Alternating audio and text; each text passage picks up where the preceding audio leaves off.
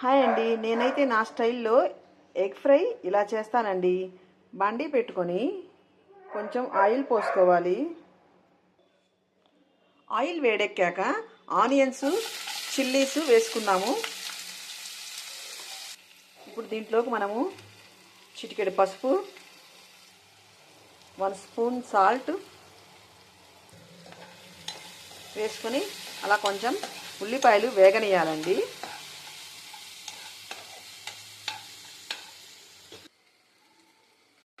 Onions వేగిపోయినాయండి. ఇప్పుడు దీంట్లోకి మనము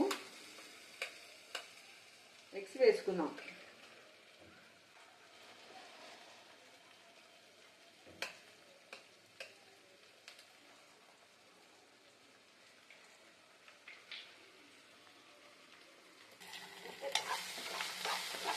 ఈ ఎగ్స్ కొంచెం దూరగా వేయించుకోవాలి.